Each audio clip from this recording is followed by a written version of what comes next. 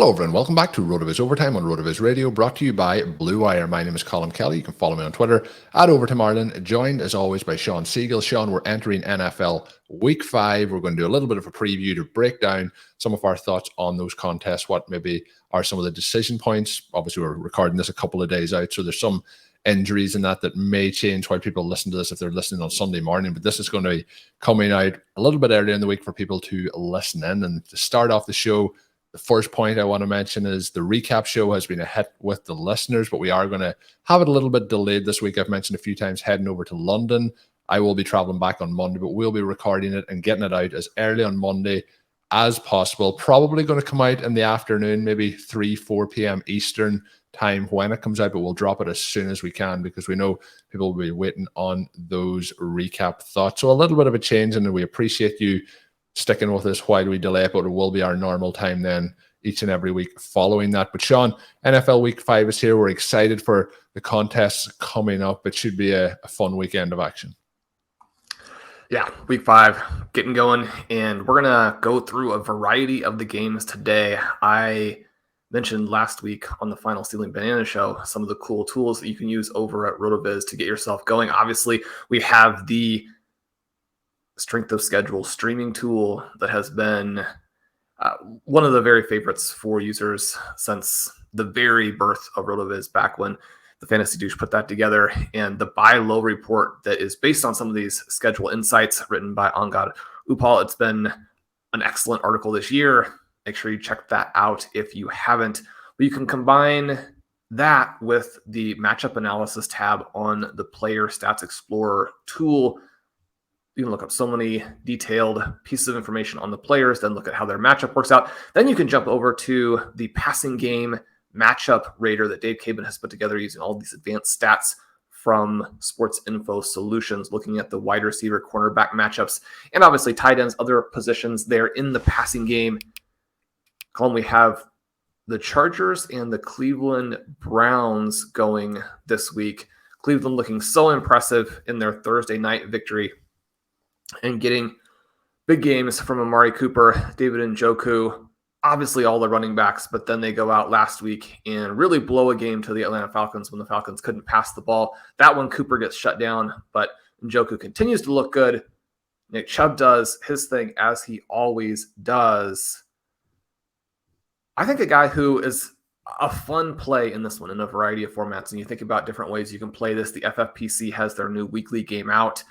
When I was on Better Sports Network talking with Eric Balkman this week, that was one of the elements that we discussed and how fun that contest is. It's like the FFPC's playoff contest, but obviously in this particular context, you're dealing with the full slate of NFL teams as opposed to just the playoff teams. So a little bit different tactics there, but you still need to fill all the positions, can still only take one player per team. David Njoku, possibly the guy you might look to at tight end. He's been one of the real bright spots for Cleveland, and he has the top tight end matchup this week, according to the passing matchup rater. The Chargers have been a little bit of a tricky defense to get a read on. Certainly their game last week against the Houston Texans probably doesn't tell us much, as the Texans, number one, don't have tight ends, and number two, aren't good overall. What are you thinking about this game? Who else are you excited to see? Will the Los Angeles Chargers bounce back and look like the full team that we think they can? They shut down Travis Kelce. They gave the Chiefs some difficulty, but lost. Justin Herbert is dealing with these injuries. Last week, Austin Eckler breaks out and has a big game, but still doesn't really have the touch profile that we're looking for. He scores 16 fantasy points over expectation. We know that even for a player as good as Austin Eckler, that part is going to be a little bit unsustainable. How are you seeing this game? What are you looking forward to seeing? I think this game is going to be, you mentioned Njoku, I think he could be a very interesting play in Week 5. I do think that the Chargers are going to be right back to where our expectations were coming in. We've seen Herbert have a couple of weeks working back from his injury. And, even though last week wasn't a crazy game from him, it's still 340 yards, 2 touchdowns, threw the ball 39 times. And they really do want to build this game through the air. So I think Eckler looked pretty good last week. We have to say, because the 3 touchdowns looked good in the passing game. Gerald Everett's looking good. Last week they didn't have Keenan Allen either, so we did see more targets going the way of Mike Williams. We would like to see that continue here, and I think this is a game where we have seen. You mentioned the Browns and how they've looked good in spots, and Jacoby Brissett has looked good in spots, but I think it's more in a game management situation. They're kind of playing to the opposition's level a lot of the time. You mentioned the loss as well to the Falcons. So this is one that I feel like, and I could be completely wrong come Sunday when we recap this, but I think the Chargers put up a lot of points in this, and I think that the Browns will struggle in that comeback mode, but I think that could also be a little bit of an area where it could cause Nick Chubb to struggle to have his efficient running day, because I think it's going to be a situation where they're going to have to pass the ball a lot. Do you think I'm overrating one side of this game and underrating the other side? I think we're going to see the Chargers put up an explosive fantasy day, and maybe this is something that forces the Browns to also put up a pretty high-scoring fantasy day, but I feel like it could be in come-from-behind mode throughout this game. The Chargers have thrown up a lot of red flags so far, so we'll see what they do here. That game last week, they could have easily lost to the Houston Texans. The Texans had the ball down there. A touchdown allows them to go ahead late after the big lead. Really, ever since they played the Kansas City Chiefs, the Chargers have struggled and looked bad. Justin Herbert, does he get some of his weapons back? The Keenan Allen injury has given them some trouble in that it has thin things out. It's been great for us. Gerald Everett has been a big part of the passing game. Now, Everett did have a somewhat egregious drop in the second half of the game last week. Wasn't that involved from a target perspective. After that, his touchdown early was fantastic. We'll see how this one goes. I think the Browns have a chance to hang in there, control the clock, keep this game down, maybe even spring the upset. Colm, as we move on to the next game and we talk about that Texans team, this obviously is a James Robinson game. Houston is the best running back matchup in the streamer. The Texans are number 32 in points against at the running back position in the last 5 games. They're bottom 5 in both expected points against and fantasy points over expectation against. This is the kind of thing that you get when you're constantly giving up long runs. And on the 3 touchdowns that Eckler scored last week, there was almost as little resistance as the Lions put up on those Rashad Penny touchdown runs. It's also, I think, a sneaky Travis Etienne play. This was a weird game where afterward, Doug Peterson talks about how they just didn't have enough touches. They weren't effective on offense. They weren't able to get these guys involved, but they did get JaMychal Hasty out there for a couple of receptions. The last thing that you're looking for if you're playing either James Robinson or Travis Etienne, especially if you have a limited number of touches, use your guys. This continues to kind of boggle the mind where teams want to protect their players or get in some of these really peripheral types of plays, and they do so before they see how the game's going to turn out. You can't get to the end of the game and say, we didn't use our running backs enough when you had other opportunities. But this is a game where James Robinson, again, has a chance to do what he's done for so much of the year, but also I think maybe the breakout spot for Etienne. Yeah, I think this is going to be a fascinating game. I've started to get very excited about some of these Jaguars, skill position players, particularly Trevor Lawrence is somebody I've started to get quite enthusiastic about with how he has played. Week 1 was not nice, but it has progressed as we've moved on. He's just short of 1,000 yards passing on the season at this particular point, 8 touchdowns, 2 interceptions. And I think that all things considered, we're in a much better place than we were 12 months ago with this Jaguars passing attack team in general. I think they're in a positive spot. I kind of fancy them to get the win here as well. I don't know, again, how you feel about that. I do think based on how I expect this game to go with them potentially going ahead, getting that win, I think both running backs are most certainly in play here.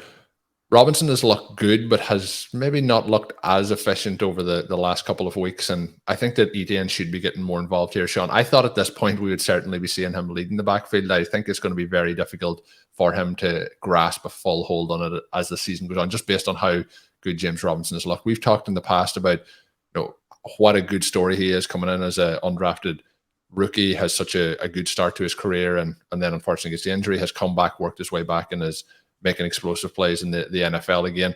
But I think the pass catchers in this. And the player I've wanted to ask you for a couple of weeks what your thoughts were is Christian Kirk. He is somebody who we talked about the contract he had got. He has been one of our guys when he came into the league with the Cardinals. We were always waiting for that breakout to fully realize itself. But so far this season, he has 20 receptions, 327 yards, 3 touchdowns. I think that it might be an overstatement, but he has helped transform Trevor Lawrence a little bit here anyway. The Jacksonville Jaguars may be starting to actually see that contract might work out for them in a certain way. The other person, Zay Jones, getting pretty nicely involved in this passing attack. What's your thoughts? Am I too high on Trevor Lawrence as we move forward here? And then your thoughts on the pass catchers in Kirk and Zay Jones, because we've talked about James Robinson and Etienne quite a bit, but not really the pass catching options there. I think it's still up in the air. This wasn't a great game last week, but it's a rain game. They don't have Zay Jones. He is actually a big part of what they do. He's emerged as one of these guys who, not necessarily a mid to late career breakout per se, but someone who's become an elite role player, if you can put those terms together. And playing off of him or off of Christian Kirk, he and Marvin Jones are really a nice complementary set of pieces for this passing attack. So the Jaguars have taken a step forward, and now we have to see what they can do when the expectations are a little bit higher and they're in this battle to win the AFC South. A little bit of a step back last week. Christian Kirk finally limited by this elite Eagles defense in the rain. He was one of a number of players who struggled catching the ball last week. That part, not a surprise. We look at where he is here, and definitely not among the league leaders, but again, one of the few players who's had to deal with a rain game. Probably won't be as efficient from a touchdown perspective going forward. He's not the vertical threat that gives you the elite upside, but with 9 targets per game, the yardage that he's giving, the fact that he is the focal point of the offense, I think that he is a nice floor player, even if those touchdowns end up evaporating. This Jaguars offense has a little bit more talent than it looked like in the preseason. They still probably need a star player to elevate them, but Lawrence has looked good. If he can kind of bounce back from the disappointment in week 4, that'll tell us a lot about whether this team in general and him specifically, whether these guys can take the next step. Commentators are taking the next step, or taking in some ways that first step. We have both the Lions and the Patriots struggling at 1-3, and yet at the same time having put together some performances that I think actually surprised some people. The Lions to put up 45 points last week when they're missing most of their elite weapons.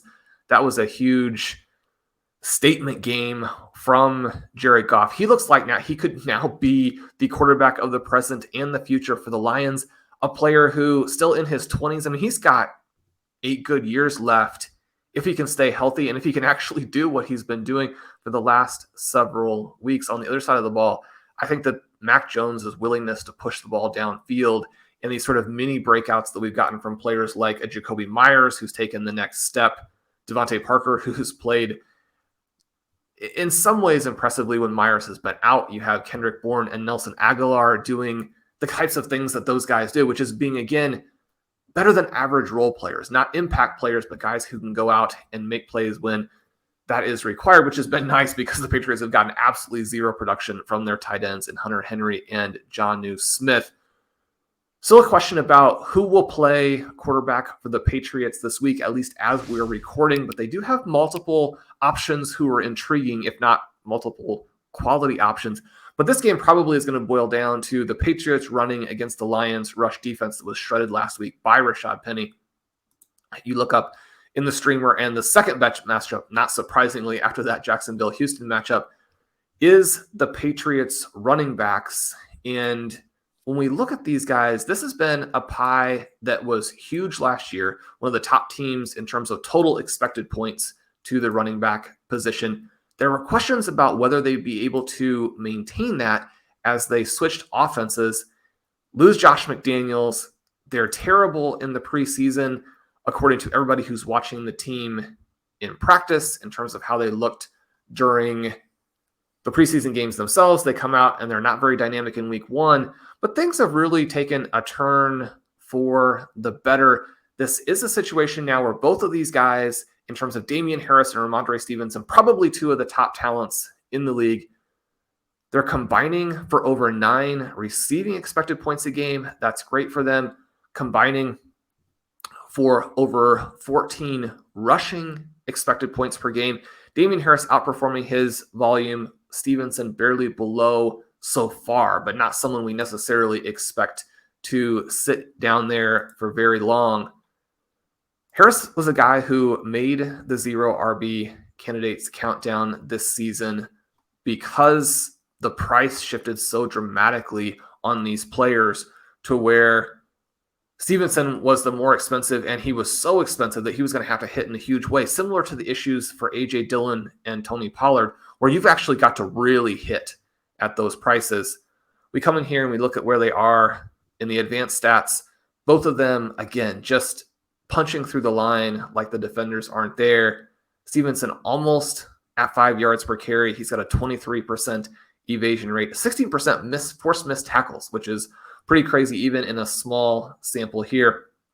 Damian Harris up again above 4.5 yards per attempt. He's been a consistently high yards per attempt guy throughout his career. He's at 2.8 yards after contact.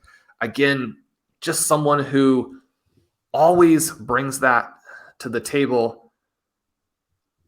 Anytime you go out and you're going to have this split workload, you know that there's a danger that the touches in any individual game will evaporate. And then if you're splitting a pie, it becomes all the more difficult.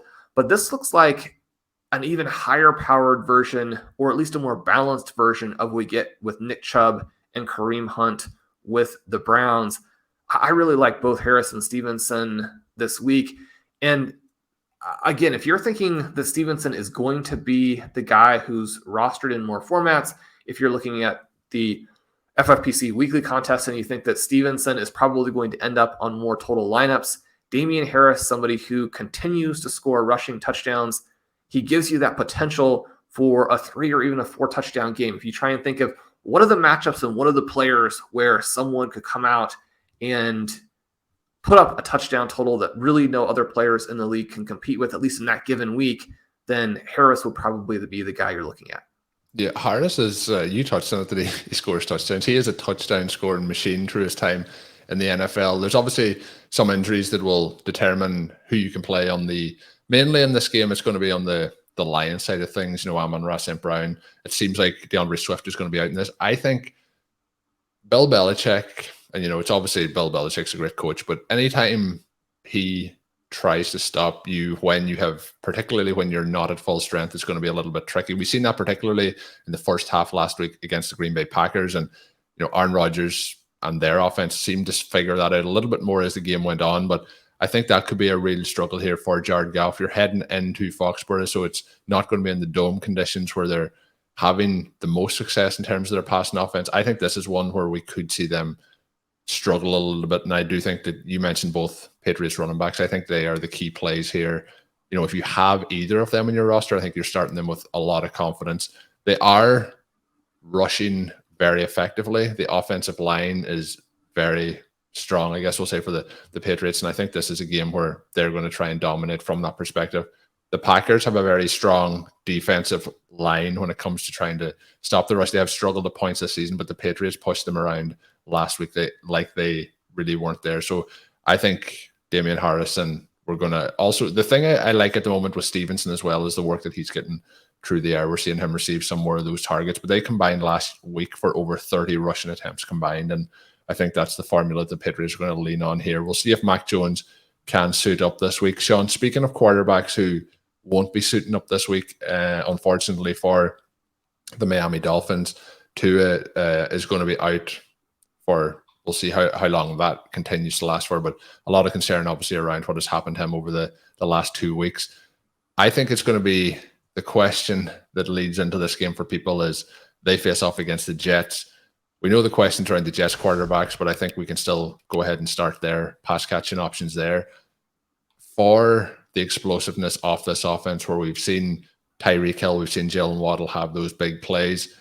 There has to be a lot of concern over what that changes to with Teddy Bridgewater, in this offense. What's your thoughts with the Dolphins pass catchers?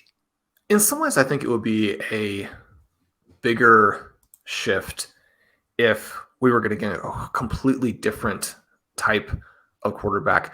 Tua is going to be somebody who is trying to read, anticipate, throw early, throw accurately, doesn't have the big arm. We have seen a lot of the benefits of the anticipation and accuracy so far, especially when you put that together with the speed that they have. A lot of quarterbacks are going to look pretty decent with Tyreek Hill and Jalen Waddle. I think that we're going to get a similar type of thing with Bridgewater. Now, he's not going to have had the same amount of work, but he's not coming in cold. A backup quarterback who doesn't have recent experience. He has the season with the Panthers where he played reasonably well, was able to support 3 fantasy relevant wide receivers in that year. Disappoints last season with the Denver Broncos, but to have several recent campaigns in different offenses, Bridgewater is someone who can come in and bridge the gap. So I guess I'm not that worried, especially when you're playing a New York Jets team that gives up a lot of fantasy value in a variety of ways. And one of the ways that they do that is through the ground. I think that we're going to see a better balance of run pass this week. And when I say better balance, obviously we want to have teams throw all of the time. The best balance is just what the Bills and the Chiefs do, which is to throw the ball. But if you're going to have some running plays and they're unsuccessful, that does torpedo your offense. The number 5 matchup this week in the running game is the Jets. So obviously the Dolphins are the team that benefits from that. Possibly this is because I have so much Mostert exposure, but I thought it was a very positive sign that he has 72% of the snaps, 18 opportunities last week. He shows off the elite speed on a 24-yard run late in the game. You think back to Monday Night Football and that long touchdown from Jeff Wilson. This is the type of thing that Mostert was doing in that 49ers offense. Is what he's been brought to the Dolphins to do for their offense. The matchups haven't really been there. The opportunities haven't really been there through the first month. But with Chase Edmonds getting pushed somewhat to the side, at least in the running game, Mostert has a chance to put up a big, big week in week 5. Colm, I just got goosebumps thinking about there. He's another player where if you want to make a little bit of a contrarian play as you're building DFS lineups or you're looking to do FFPC's weekly contest, Mostert still, with what's happened so far, with the uncertainty, with Edmonds there, with all the turmoil that Dolphins are going through, I mean, I would be surprised if he's an extremely heavily rostered player, but the upside is there for a multi-touchdown game in this one. I'd love to hear the goosebumps, Shawn, because gets you excited heading into the Dolphins and Jets here. And I think this could be a big game for a couple of the different running backs. Obviously, we've talked a lot about Breece Hall. Michael Carter is still being involved in that offense, and I do think that Mostert is steady for a breakout. There's been a couple of times where he's almost broken that, massive long touchdown run. He's got ankle tackled a few times, shoestring tackles. But I think there's going to be one of these weeks where he's well over 100 yards and 1 to 2 touchdowns. He's been unfortunate, and Edmonds has been kind of the lead back in those goal line situations as well. So if we get 1 or 2 of them falling the way of Mostert, he was somebody that we were drafting a lot of in the preseason. A couple of other interesting games, Shawn, looking around, we have the Rams, Cowboys, we have the Chiefs and Raiders, which will be a Monday Night Football. So we'll actually be back talking again before we get to that point. That should be a fun one. We're looking forward to those shootouts in that division. The Ravens and the Bengals on Sunday Night Football, Cardinals and the Eagles. The Eagles are a team that you just have to be excited about. And hopefully that's an offense that's going to go in there, put up points against the Cardinals and force the Cardinals to continue to put up those fantasy points. I haven't been overly excited with the Cardinals production this year, but the other note on them, and obviously DeAndre Hopkins was drafted in all leagues, but he is somebody who will be back in the mix very soon for them. We have the Saints against the Seahawks. Which other games are standing out for you? You talked, Shawn, and a defense actually that we won on waivers this week in one of our RotoViz Overtime FFPC leagues is the 49ers, who look really dominant against the Rams. So the Rams are going to try and get right against the Cowboys, who have looked good in their own right as a defense. But the Panthers, who have struggled, face the 49ers. That could be a little bit ugly there for the Panthers. with the Titans and the Commanders. Could get a little bit ugly for the Commanders side of things, but these are all games where they may look one-sided, but it is also in that comeback mode, that garbage time mode, where we could see a lot of fantasy points put up. The other note on that Commanders game, as we have touched on a few times, I wonder is a bad game here from Carson Wentz, pushing it closer to that quarterback change that we talked about earlier this week. But Shawn, a lot of interesting games. What games do you want to touch on for the rest of week 5? The Eagles-Cardinals game should be a lot of fun. Goddard gets the 5th best tight end schedule. I think that he is ready to break out as teams have to deal with A.J. Brown and Devontae Smith. I think we'll get a bounce back from Smith this week after he was a little bit limited due to the rain. We expect Jalen Hurts to get back out there and do what he did in the first 3 weeks. Again, the rain games on Sunday were such a bummer. And sorry to interrupt, but you mentioned on Stealing Bananas this week, could we get all these teams to play in domes? I know people like to play outside, but this is a dome game, and there's no excuses with the weather here. And that for me means that it's a Devontae Smith game, because when the weather has been okay, he's been really good. And this is a game, too, then on the other side of it, where you expect the Cardinals to chase. Marquise Brown over the last 3 weeks has been very, very impressive. The Cardinals have competed, and they have a lot of problems right now. Rondell Moore not incorporated in his first week back in nearly the way his enthusiasts, like us, were hoping. They have this odd split now where they're using the 3 running backs. Obviously, James Conner still the lead guy there, but haven't created as much value for him as they were doing last season. We're just 2 weeks away from getting DeAndre Hopkins back here. It's unfortunate that he can't be out there for this game. I think we're going to see a shootout. Kyler Murray, Jalen Hurts. This has got to be one of the most fun games of the weekend. A game on the other side of that spectrum, a game that should be one of the least fun games of the weekend, would be Commanders Titans. But as we look at the Commanders situation here, they have a positive matchup, not an elite matchup, but a positive matchup in the passing game against the Titans. You have Jahan Dotson out with the injury. Terry McLaurin now, I mean, this is his chance to show that he can be that alpha receiver, right? Just like is always the case, he's up in the top 10 in air yards, even though he's only at a 16% target share. Curtis Samuel's involvement has limited his total target volume, but he's still being used down the field. At some point, if the commentators are going to continue to rave about Wentz, if the coaches are going to continue to run him out there, he's got to connect on some of these plays to McLaurin, and McLaurin has to go up and make plays in the air on the ball. If you're going to have his target depth, you got to be able to go make plays. All of these empty targets are short-circuiting the passing game. They don't really know what they want to do at the running back position. You're going to have more uncertainty there as Brian Robinson is worked back in over the coming weeks. This is a game where the Commanders simply have to look better. You mentioned Sam Howell. I mean, he's probably going to be inactive again. If the Commanders make a move in the short term, it might not even be to him. They may have to get completely and totally buried before they make that shift. But this is 3 consecutive weeks now where the Commanders have been absolutely dead in the first half. They haven't been able to make that second half garbage time work out for them as well in the most recent 2 weeks. This offense looks like an absolute train wreck. The Titans humiliated the Indianapolis Colts last week, but then they themselves struggled after they got the big lead. Derrick Henry looked very good early. Then that more or less evaporated.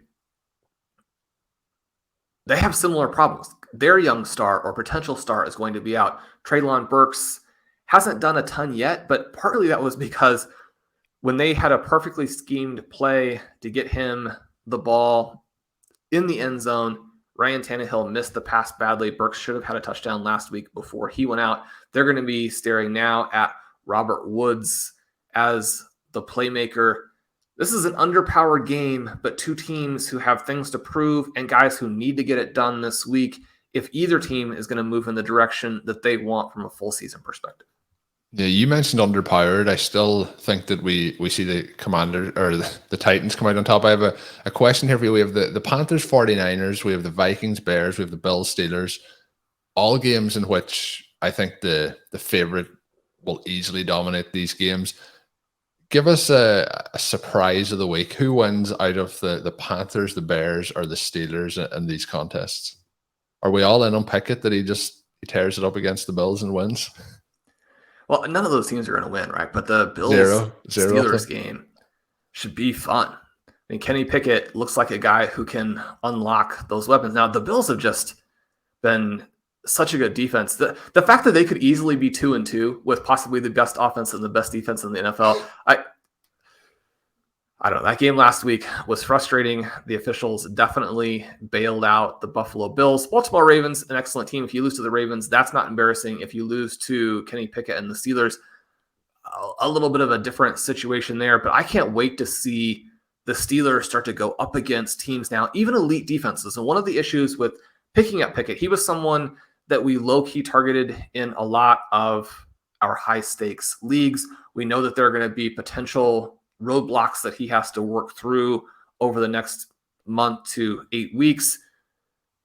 But when you have Deontay Johnson, when you have George Pickens, who over the last 2 weeks has been the catalyst for what has worked right within their offense when things have worked right, when you have Pat Freiermuth, who now looks like he may be sort of the heir apparent to Travis Kelce, and then Chase Claypool as sort of a niche deep threat complementary piece, that is a fun team to work with. And the rookie didn't show any concerns. Last week, it's going to be a different dynamic when you're facing the Bills as opposed to facing the New York Jets.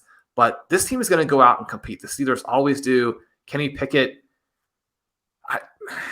if he goes out and gets swarmed under and has a bad first month of his career, that'll be really disappointing at this juncture because he looks good. And this team should be fun. You want to see those fantasy weapons deployed. I think that's what we're going to get. So his development over the short term, maybe one of the best stories we have to look forward to in the NFL. And one of the other games I think will be a lot of fun. You mentioned there, though, that the Bills and having the best defense and best offense. The Baltimore Ravens are 2-2, and I believe between the game against the Bills and the game against the Dolphins, I think they've been behind for less than 30 seconds combined in both of those. They've been very unfortunate late in those contests, but that should be a fun game, Bengals and the Ravens. But any final notes, Shawn, on NFL Week 5 as we get ready to close out another week on RotoViz OT? Well, you mentioned that the Bengals Ravens should be a lot of fun. We're getting a 27% target share for Jamar Chase, but he's been outperformed by T. Higgins, who's down at 18%. Both of those guys are going to blow up as we go forward. Chase still has the profile of an alpha, high-scoring wide receiver. This is a game that if the Bengals can resist the temptation to hand off to Joe Mixon, should be an absolute shootout. It should be a points bonanza, at least on the Bengals side. We'll see how their defense, which has been good, can they limit Lamar Jackson, who's been an MVP candidate through the first month. The question here that you have is that the Ravens offense dealing with some injuries. Justice Hill has the issue last week. Rashad Bateman, a little bit of foot soreness. As we record today, we don't know whether or not he's going to be available in week 5. If they don't have him, then it gets pretty thin. So this could be a 10, 12, 15 target game for Mark Andrews. Lamar Jackson running for his life, but also running for huge fantasy points. The Ravens, even if they don't have some guys, are not a team that will lie down. Those ancillary receivers may not be viable starters for 31 teams in the NFL, but Lamar Jackson often can make them work. Devin Duvernay, sort of a circus catch after the ball bounces around. Last week, he's someone who has flashed both as a special teams player and then has made some big plays on low volume for this Ravens team. I just hope we get the shootout that everybody deserves. that the Bengals look like the team that made the Super Bowl from the AFC. If we get a disappointing game in this one, that'll be great for Bills fans. It'll be great for Chiefs fans. But these teams need to demonstrate that they are at that level, that they're going to compete for the number one seed, that if they don't get that bye, which they probably won't, then can they come through, win on the road in the playoffs? Can the Bengals get back and avenge the Super Bowl loss? This should be a statement game for Cincinnati. I'm really looking forward to what they do and whether or not they unlock all of those receivers. Yeah, and it's been a little bit tricky for them. We've talked a lot, about Joe Mixon and how the running game has been worked into the passing game with the Bengals, and I think they need to continue to try and work those two things together, and be able to open things up then, not just solely through getting Joe Mixon running the ball, but I think Joe Burrow under center for play action and things like that will continue to do that. They've had a little bit more success when they've done that versus when they've just had Burrow out of a shotgun, and we've seen a little bit of an increase over the last couple of weeks and how they have started to try and work that offense. But we'll see how it goes, Shawn. I think if Bateman goes in this one, I think the Ravens probably take this game. But what I am hoping, like you, is that we see both teams go toe-to-toe, and that it's not a case that it's I know we've seen a couple of these games over the last couple of weeks where the weather has dictated, and you mentioned it already on this show. I hope this is a game just where we see both offenses really start to put up those points and see who comes out on top. And this is going to be a tough division. Both of these teams will be competing twice this year. Obviously, this is the first time, and they're both at 2-2. So a massive game. You mentioned a statement game for the Bengals. It's going to be a statement game for one of them, whoever comes out on top. But that's going to do it for the preview show here on the third show of RotoViz OT of the week. If you haven't heard the last two, you can head back and check them out on the RotoViz Overtime podcast feed. As I did mention at the start of the show, we will be having the recap show to NFL Week 5. It will be slightly later than it has been in recent weeks. It'll be afternoon on Monday when that show drops. Make sure you are subscribed to get that immediately once it is available. My name is Colm Kelly. You can follow me on Twitter at Overtime Ireland. My co-host is Shawn Siegele. And of course, along with RotoViz Overtime, there is 3 shows this week for Stealing Bananas, so you can check those out as well if you're looking for more content with Shawn along with Ben Gretsch. Until we are back with the recap show on Monday, have a good one.